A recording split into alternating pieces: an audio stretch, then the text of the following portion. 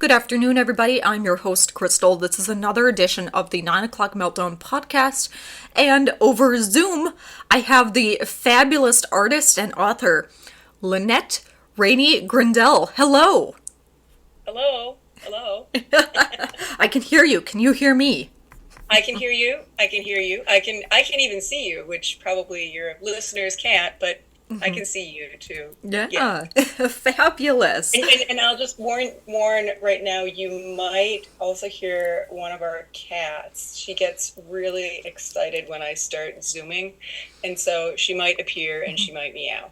So just That's so you know. No, that's okay. I'm up here in Duluth, so you might get a little of the wind outside. It's a pretty windy day today, but it's nice and sunny, so I'll take it. Good, All good. right, excellent.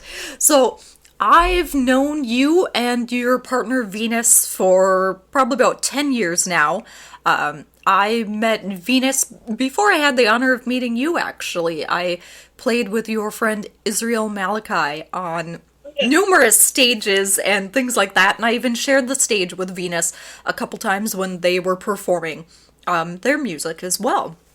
But you have finally launched a book kind of about your experience living in a different time, in a different decade, and kind of going through the transitional periods, I guess, with Venus and Venus kind of being Steve and Steve turning into Mhm. Venus. The book itself is absolutely wonderful. It's titled Wild Things. I As soon as I saw it at the Zenith bookstore, actually, I knew I had to have it, so I ended up buying it on Kindle. Oh, And it's extremely well written. It's extremely powerful. There are a lot of different dynamics going on. Like every page just kind of brings out something new and something different. Right now, I'm in the section of the book where the two of you are traveling. You're overseas in Europe, and it's the early '90s. oh, okay.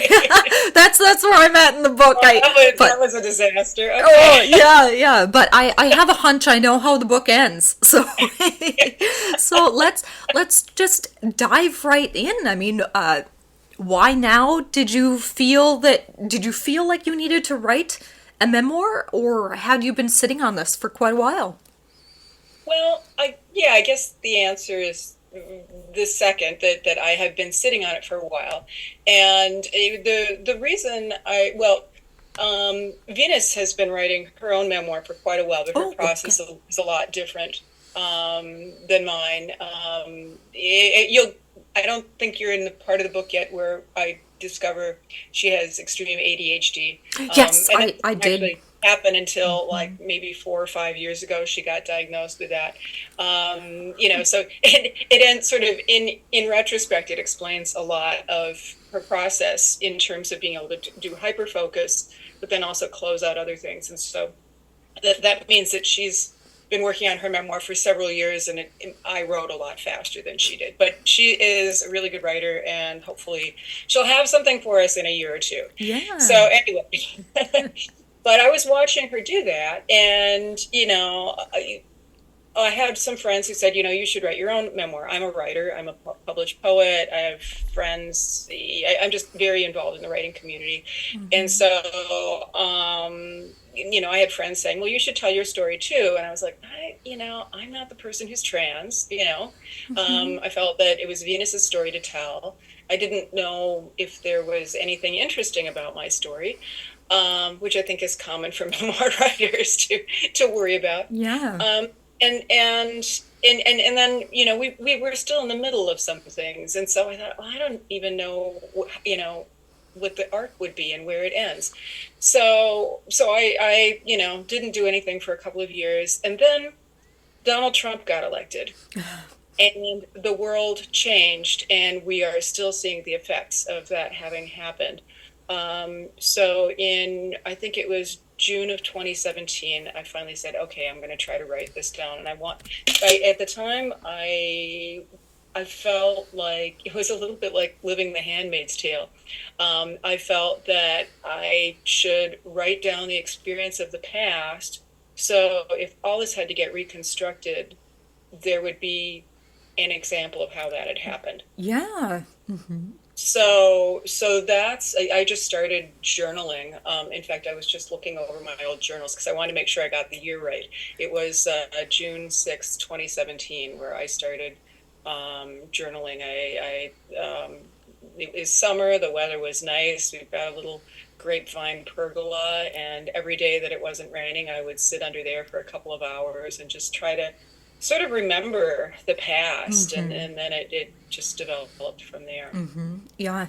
And the thing that I really enjoy about your book is you're taking people on this journey, but you're giving such an explanation and a glimpse into the past. Now, with me personally, I'm a bit younger than you are, but, I still remember when being bisexual wasn't necessarily a thing. It was like choose your lane and stick with it. Just Right. to kind of give people a little glimpse into kind of where I'm at. And now we have all these different terms and this vast array of acceptance and uh, parties and celebrations and things like that. So it was really interesting to kind of see that insight from your perspective and your time kind of moving through all these ebbs and flows of just time. Sorry, the wind just took one of my doors there. Oh, Okay. wow. It's windy. A little jump. Yeah, it's very windy in Duluth. And you and Venus actually hail from Duluth as Yes. well before Yes. you guys Yeah. kind of moved down to the cities. But anyway, in my long-winded explanation, reading your story brought back all these memories that I kind of forgot when I was younger and growing up in the 90s and kind of where what was happening and what was kind of going on. But let's jump into your story. It's you start out where you're a student, you're trying to get your degree, you meet Steve and you kind of blossom into this relationship, and kind of throughout the book, the relationship has its ups and downs, like most things do. But I think what's kind of striking me is just how almost climatic those ups and downs are throughout the book. I mean, kind of where are you at today? Have things kind of panned out a little bit? Or We've been on the same side for several years now, so that's okay, good. That's good. yeah, I think, I sort of I started thinking about this when I was, writing into the early 2000s to, like maybe 2006, 2007, when things were getting better for us. And I think, at the time, I was like, well, why did that happen? Because when I was living it, I really didn't know why things finally got better, and the ups and downs, we didn't have as many of them. And I think it was because society finally caught up. And so people were accepting us. People were no longer expecting Venus to divorce me or have lots of affairs. But that was the expectation for a long time once she started coming out as trans. And just, for listeners who haven't read the book yet, she had a very, very slow transition, starting in 1988 after we'd already been married for 5 years. And finally she was able to say, this is what I feel. But even then she could not see herself managing like a full transition, okay, because and then the protocols would have been for us to get a divorce. She would have had to, basically she'd be all alone, and she wasn't sure that it was worth it to make that level of sacrifice. So starting in 1988 and then just continuing very slowly, from there, she did what back in the day we called cross-dressing. Now, of course, maybe you don't know, it's considered a pejorative term in the community now because I think it diminishes, one's real identification with who they are. yeah, But at the time, that was a term everybody used along the gender spectrum because they weren't sure if they could go through a full transition or not. Nothing was covered in insurance. And like I said, we would have had to get a divorce because this is way before gay marriage. So it was just so she did that, and then slowly wanted to be more public, and eventually she found all the pretty horses, and that gives her the perfect vehicle for being this strong, is sort of in between gender, really, person on stage. And so I mean, she is never tried to change her voice. She's never tried to act stereotypically feminine, if that makes sense. Yeah. She likes being a strong woman, basically. So that's where that moved. But it took, there were just so many iterations, and every time it was sort of a new challenge, because I was like, okay, but I thought you changed to what you wanted to be, and now I've accepted that, and I'm used to it, and I'm okay with it. And what, you got another level? What? So I felt like I was, on a speeding train, that I couldn't stop. And I just didn't know. But then as society started accepting us as a couple together, then I think a lot of the negative chatter she was hearing on the sidelines calmed down. And I would never have realized that was happening if I hadn't been trying to, figure it out, looking at the timeline of events and stuff like that. Yeah, definitely. And in your book, you really reiterate kind of the social stigma and things going on around you as well.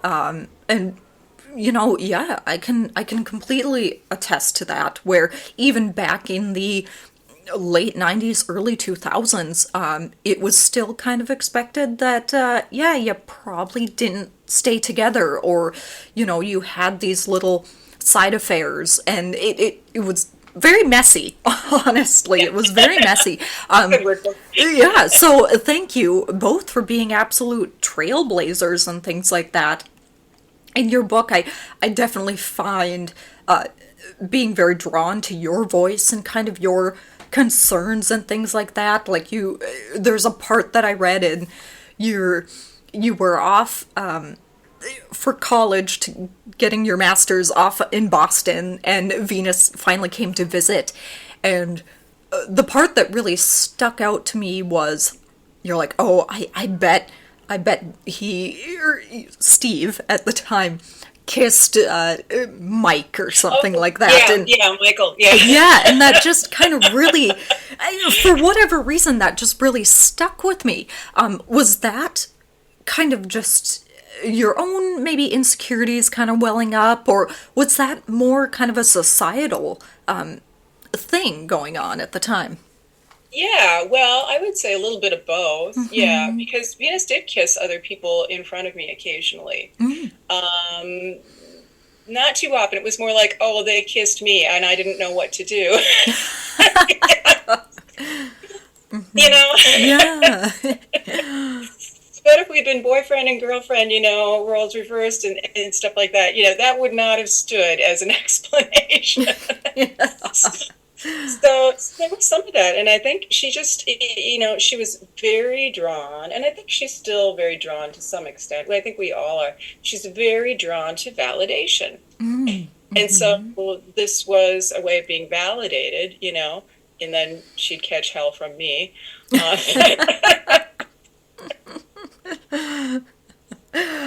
If I didn't know better, you sound like an old married couple.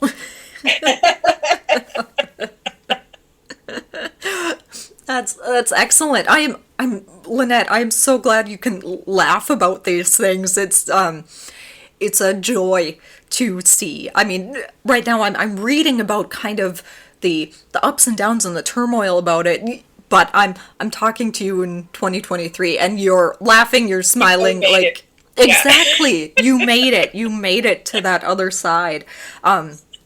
Where there, I mean, I don't want to give too much away of the book, but obviously there are moments when you didn't think that you guys were going to make it, or, what would happen.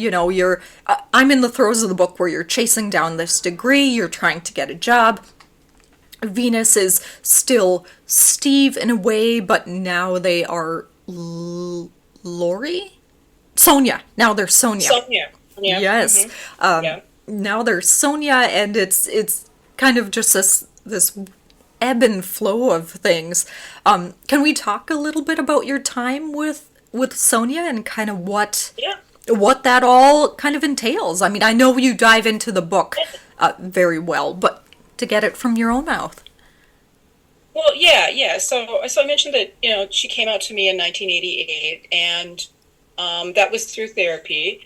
And then, because at that point in time, being transgender was considered a mental illness, her therapist said, "I can't treat you anymore. I can't meet with you anymore because I'm not allowed to encourage somebody to go down a path that's considered a mental illness." Oh, Yeah, wow. I don't think they changed that definition until sometime in the 90s. There's psychology is called the DSM, the Diagnostic Something Manual.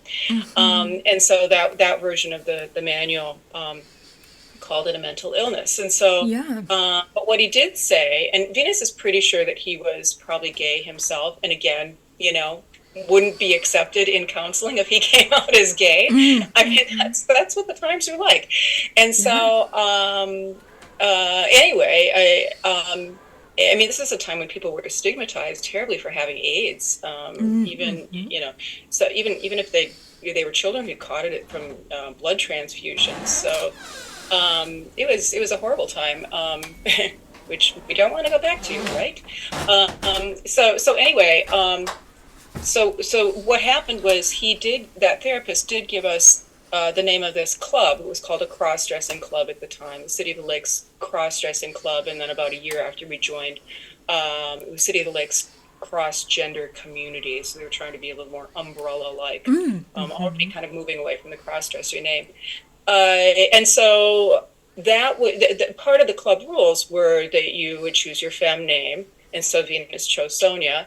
And so she really was only Sonia. I'm using air quotes here. She was really only Sonia when she was meeting with the club. There were once a month parties at members' homes. Sometimes we had them over here, at our house. So then she was Sonia. So she wasn't Sonia when there wasn't a club going on. Okay.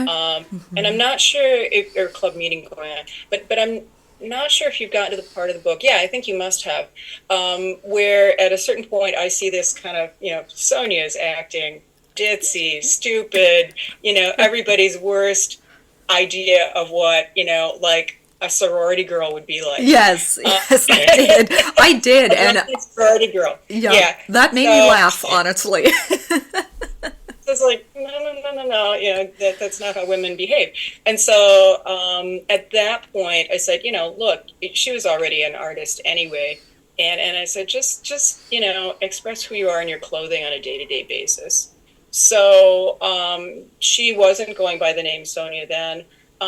There was a time, and I'm just trying to think, I guess this was probably just before All the Pretty Horses started. So maybe it's like maybe 91, 92, something like that. She did start going by the name S. Grandel instead of using the Steve name. And so every once in a while we can still find old clippings or something where she's referred to as S. Grandel. Oh, okay.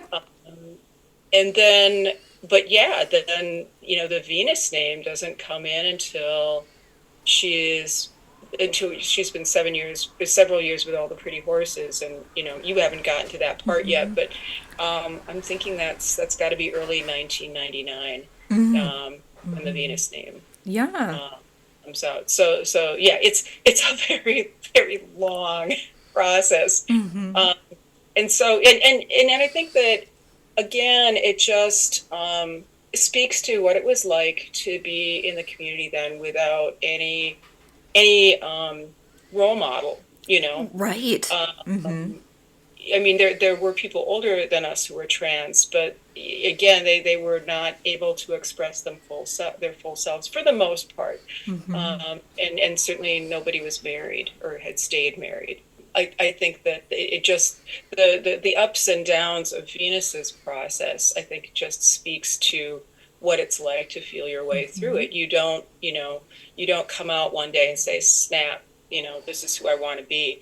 It's a more gradual process where you say, well, this is what I think I want to be, but let me feel out some other parameters too. Yeah. And I still need to allow children to do that, which is why I'm just appalled that, the first thing the Republicans focused on was not letting people get on puberty blockers.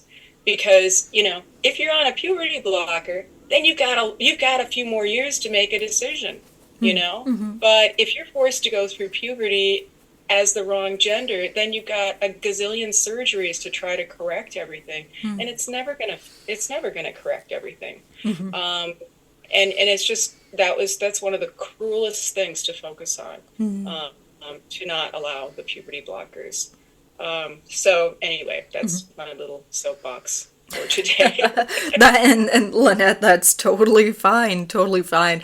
I think something that is also amazing in this book is how kind of raw you get with just emotions and kind of setting the stage and the scene and things like that. I'm absolutely captivated every time I open it and start reading it. I can't put it down. And just kind of going on this journey with you. But like you had said earlier, it is a journey. I mean, life is about a journey, period. But I think people in the rainbow community, myself included, it is. There are different stages. There's different, well, maybe I kind of feel like this year and maybe not. I mean, I've dabbled in many different aspects of it until I finally came to the conclusion about myself. But that's very interesting to kind of view the journey from a partner's standpoint. And yeah, just kind of there's points in the book where you talk about just feeling so isolated, and that the club and this kind of lifestyle, going to the gay 90s and things like that, isn't necessarily your lifestyle, but you're trying to support Venus in their lifestyle, but it's not quite matching up. It sounds like now you guys are gelling pretty solid, so that must have been a journey in itself as well. Yeah. I mean, it's interesting. I've always been the kind of person who likes to explore new things. So I think I was open for that. But then, of course, what I was running into was it was really hard to stay out late at night and get up early. And I was teaching freshman composition while I was in graduate school, taking my classes, finishing a PhD thesis, there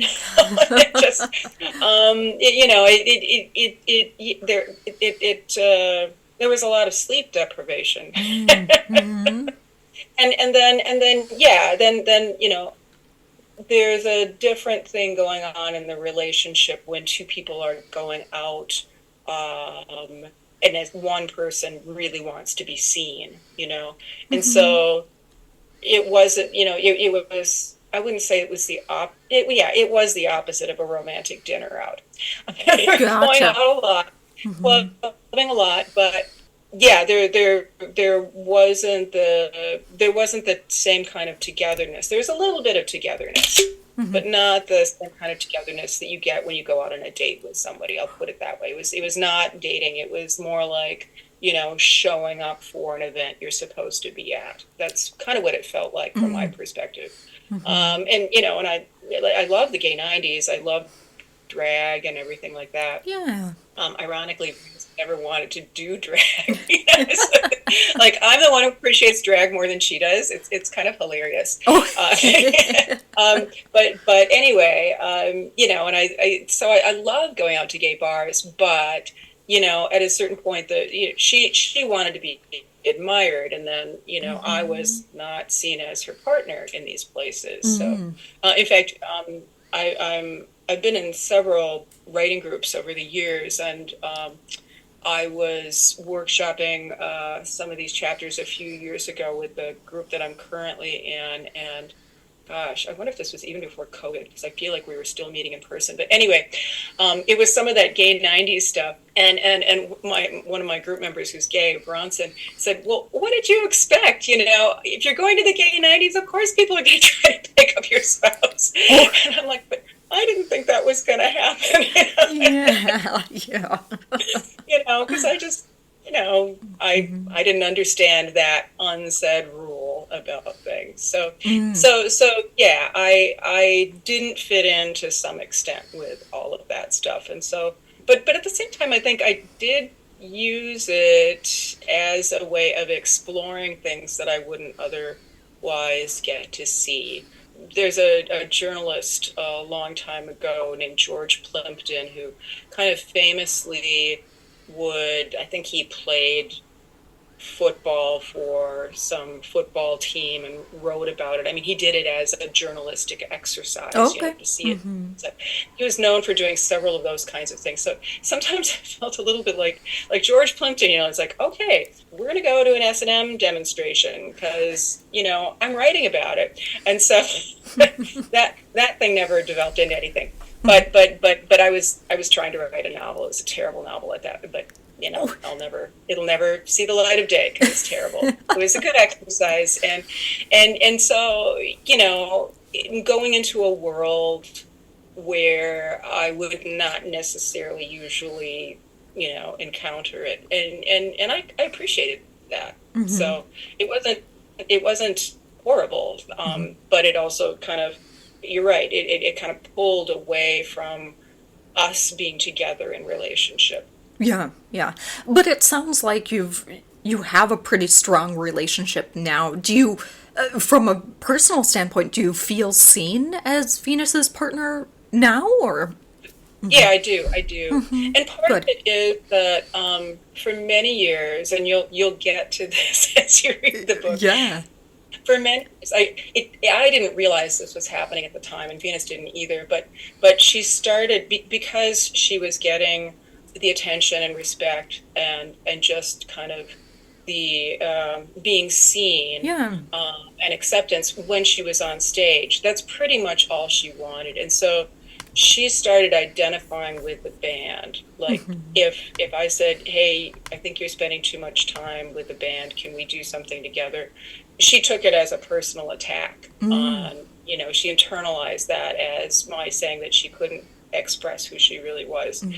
So there's a lot of there was a lot of short circuiting going on from her point of view. And again, I think that was to some extent caused by the times, that she fronting the band was almost like a lifeline for her, I suppose, an emotional lifeline. So anyway, so we had to get beyond that. Yeah, of course. And at a certain point, and I think it was kind of sometime after 2003, 2004, she started realizing that the band was not her, and she was not the band. It was something else. Yeah. Lynette, you said that you are also a published poet and things like that. Let's dive into your art as well. Have you always wanted to be an author or a writer of some sort? Yeah, but I don't know if this is just my personality or it's something that happens to women in our society. But I always wanted to write poetry, but I knew I couldn't make a living being a poet, so I decided to become an English professor because that's kind of close to being a poet, and I would have time to write. And I was doing this all before there's a huge explosion of the MFA degree, the Master of Fine Arts degree, but I was going through grad school before most places had that. So probably my trajectory as a writer would have been a little different if I'd been able to go in an MFA program, but it just wasn't in the cards for me. So I did write poems, and eventually through the local literary community, mostly in the Twin Cities, which I write about in the book, I started meeting other writers, and I'm in writing groups, and so I kind of I guess it's a little bit parallel to Venus's, gender transition stuff. Yeah. Very slow progress. Mm. And then eventually I have now had a couple of books published by Holy Cow Press, which is up in Duluth. Jim Perlman. Yes, yes, I love those guys. Wonderful press, wonderful Yeah. press. So yeah, and I would say that I just finally was in community with a number of people who could give me feedback and kind of point me in the direction of who else to read, and so now I still I want to publish a third book of poetry, but I haven't written enough poems for it yet. But I'm working on that, and I'm going to go to the Northwoods Writers Conference this summer, which is up in Bemidji, and I'm studying with a wonderful poet, Ross Gay, and I'm hoping that will kind of turbocharge my poetry writing, because I've been writing prose for so long. It was the memoir, and now I'm working on historical fiction, and it's just like the rhythms of the words are so different that I don't hear poetic rhythms like I used to as much. So I've got to get my head away from prose. Oh, well, I do want to step. Yeah, yeah, yeah. yeah, that's fabulous. That's excellent to hear. In writing of Wild Things, which is the biography book that you've come out with, was there ever a point in time when you kind of said to yourself, maybe I shouldn't publish this? Or was it just full steam ahead, hats off, let's get it out there and let the chips fall where they fall, so to speak? Yeah. Well, I think the only time, no, it was mostly full steam ahead. And again, the fact that I was able to find a community of writers and workshop a lot of things with a writing group. I mean, to me, that's like the safety net, so I felt like I was doing some things right. And actually, it wasn't until, so the press, the Historical Society Press, had tentatively accepted the book for publication, but we hadn't signed a contract yet. I'd worked a little bit with an editor, and then they wanted to run it past a cultural sensitivity reader. And how much time do I have left? Okay, Yeah, make this fast. Basically, the cultural sensitivity reader is somebody I don't know, a friend of ours. I think they're somewhere on the East Coast. And I think they're a trans woman themselves, and I think a college professor. The report came back from them. They were supportive, but as you could see in the notes, track changes notes, they were getting angrier and angrier with my use of Venus's name, Steve.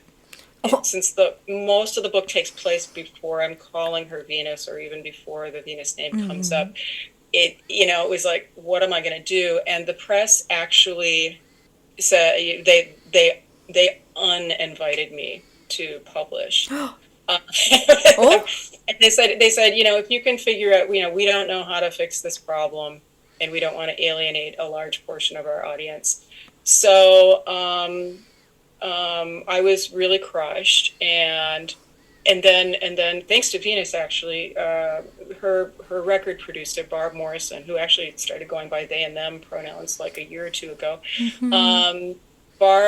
Barb's wife, Jamie, it turns out, does copy editing, and this is her specialty, is making sure language is okay.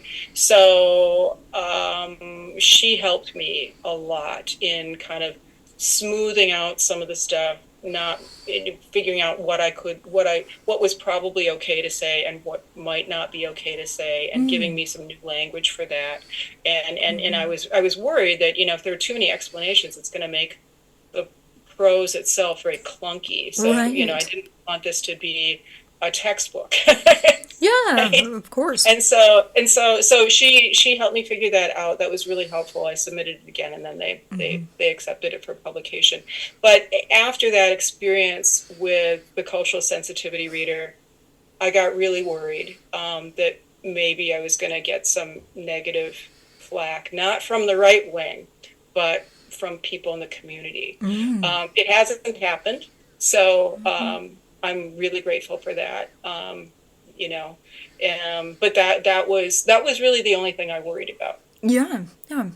Lynette, it's beautifully written, so I cannot fathom anyone sending you any flack whatsoever.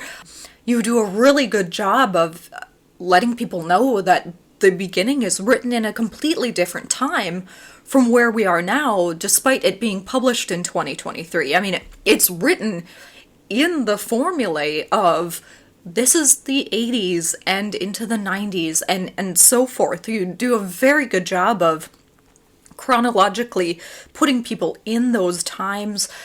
You also do a really good job of kind of giving a little bit of a buffer paragraph in the beginning of most of those. It's absolutely amazing. So we were just talking about sending off the book to different copiers, different people that maybe know the language a little bit more, and how that was kind of daunting for you. I mean, that even just hearing about it sounds a little daunting to me. I guess that's kind of something that I'm not completely aware of.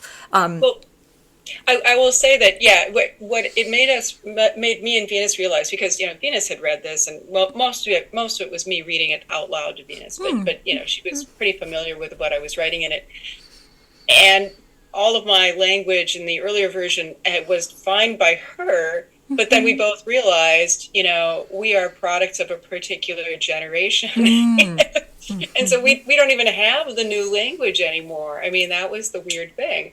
I mean, so for example, somebody we met, her name is Jane County. She's very famous, trans woman from the 1960s, early 70s, the Andy Warhol days. She was part of the whole factory thing to some extent. And she's still, we got to meet her in New York City, and she was DJing at Otto's Shrunken Head.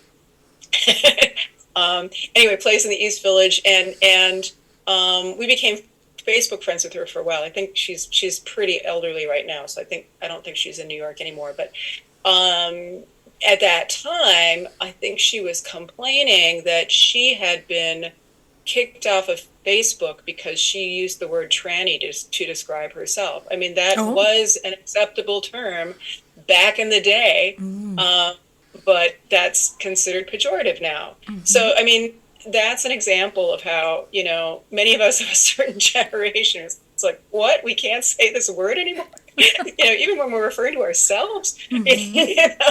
Right. So anyway, that's part of the problem, and I do get it. Obviously, you don't want to write something that makes somebody kind of tighten up and feel oppressed. So it is really important to know what the language is. That said, I also want to be careful and not and be aware that the language is going to change again. So.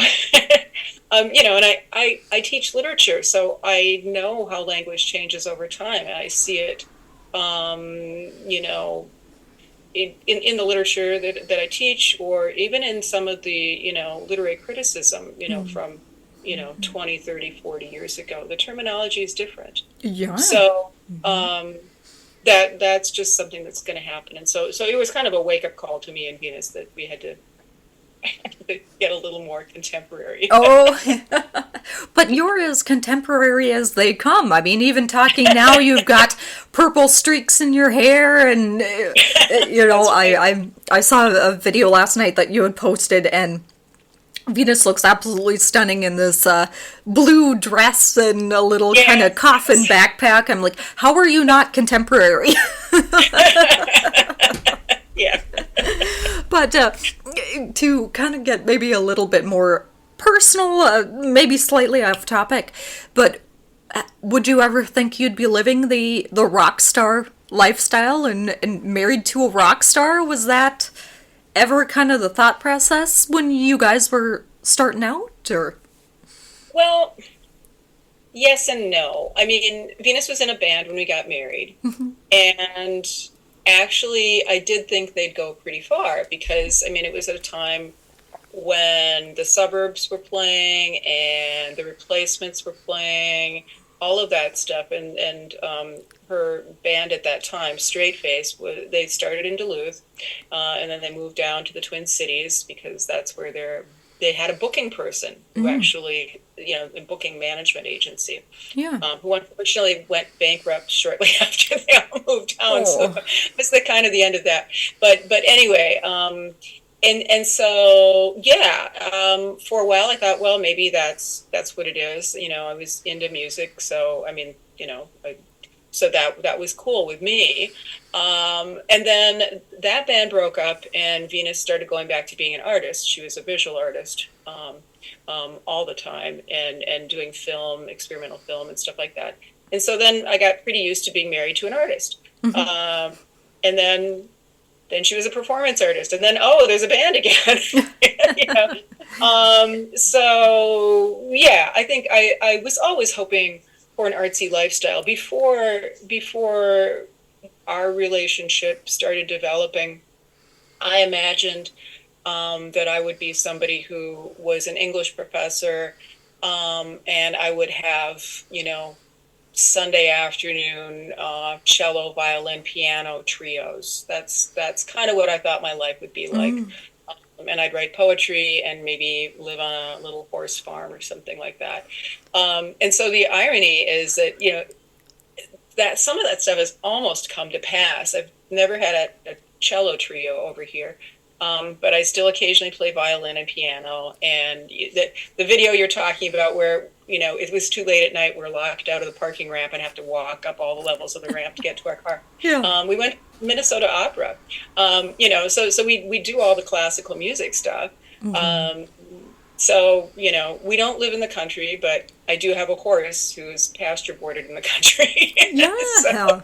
So a lot of the things I imagined about my life actually came true. And if I were somebody who was, let's say, a younger generation, maybe somebody in my teens or 20s at this point in time, I've sometimes wondered, well, if Venus had, the advantages of being a younger person and being able to come out as trans when she was, say, in grade school, which is probably what she would have done if she had been living in this generation. I mean, if she'd been, that younger generation, would we have gotten together? But then I started, because, well, I probably, I don't consider myself lesbian, even though I'm in a lesbian relationship, which is kind of bizarre. But anyway, I also think that maybe I would have had the same benefit of that enlightened viewpoint, and maybe I'd still be attracted to her because I am attracted to what I would call feminine men, and people who are sort of in between, and so it's possible that if we'd been born in 2000 instead of 1960, I probably would have still been interested in her, I think. Yeah. She's the same person. She's a really interesting, creative person. Kind of what I was saying earlier, and what you talk about in the book is the journey of kind of discovering where you are and where your path is going. My own personal journey, I've done the whole, using pejorative terms here, but I've done the whole cross-dressing thing. I've done the gender bend. I've, dated everything under the sun, black, white, Asian, men, women, trans. We're all on this journey and we all have different facets and things like that. And I think that's one of the things, what I'm getting at in my long-winded explanation, is that's one of the things that you really drive home in this book, is that despite the fact that you and Venus are having these arguments or maybe going through a little turmoil or trying to understand where each other are, you realize that you're on this journey together and you're progressing forward. And sometimes it feels like one step forward, two steps back in the book, but it's like I said earlier, it's very beautifully written, and it's absolutely amazing to kind of just see that progression for you as well as Venus as well. And you had said earlier that you read Venus, the book, and things like that. Were there anything that she wanted really changed in this? I mean, realizing that it's kind of your together story as well, but were there any points where she was like, maybe not go into that as in depth, or? No, actually, I mean, I think that this is one of the really cool things about our relationship. Neither of us has ever told the other person to not do that particular thing in their art. And so, I mean, I'm just trying to think if there's something that she didn't think worked well. It's possible there's something she didn't think worked well, but it wasn't, like, you can't write about our personal whatever. I do describe the first time we made love, Yeah, yeah. And Probably will be in K through 12 libraries. no, you painted a very picturesque version of that, just with the candles lit and everything like that. I'm like, oh, I want an attic bedroom now. But anyway, I digress. Yeah. So anyway, no, she's never told me, don't write this or cut this part out. It's I'm pretty much the same way. I mean, I joke, that if it's time for her to write another song, I say, well, do you want me to start an argument with you? Because that usually works. It's a song lyric thing, but I think both of us, and she is. She's just a very generous person. She doesn't try to change other people's art. I don't think it's even just with me. I think it's with everybody else as well. She sort of lets people be who they are. Yeah, that's fabulous. And Lynette, kind of throughout the book, you mentioned that, I mean, going back to Steve now, you mentioned that Steve, got diagnosed with ADHD, and then you mentioned it in the beginning part of this interview that Venus also has ADHD. Yes. And kind of how that kind of explained a lot of things for you. I guess for me personally, I also have ADHD as well. And trying to explain things to my partner, husband, can be difficult at times. There's just moments where, yes, I have that extreme focus, but then other moments that I'm bouncing off the walls, or other moments where, oh, yeah, I'll take that pink little unicorn pencil. It's kind of a little all over the map. Did you find that there was almost a relief in getting that diagnosis, or was it just another extension of the journey? It was a relief. It was a relief because there were, like, we'll say the hyper focus. When the hyper focus was away from me, to the extent you're not even hearing me. Or here's another thing she does. I don't write, but I've noticed now that I realize it's ADHD. She sometimes when she's like walking through a room or like somewhere in the kitchen, and she's got this goal, like she's got to get something off the counter, she'll bump into me a little bit, like a normal person would say, excuse me, can you move? But she's so focused, and I think that's the ADHD too. And so there's a lot of stuff that she would do that I thought was rude or like not considerate of my feelings. And now I'm realizing it's just like it's the laser tunnel vision thing, and she's not seeing what's around her so much. So it's been very helpful because I would think that, oh, she just doesn't love me. That's what I felt. She doesn't love me. Well, she says she loves me, but then she's not paying attention to what I'm saying. She's and now I know. Well, good. I'm glad that modern medicine and modern neurodiversity has kind of come to the rescue in this. I know it was a huge relief on me to get my multiple different diagnosis and kind of get some explanation to why I think the way I do. But enough about me and my thought process. So the book that you've written, like I said earlier, it's absolutely fabulous. It's captivating. It's extremely well written. You take people on this immaculate journey kind of through the ups and downs and the different decades and things like that. You're a published author. You're also a professor as well. What else is going on in Lynette's life?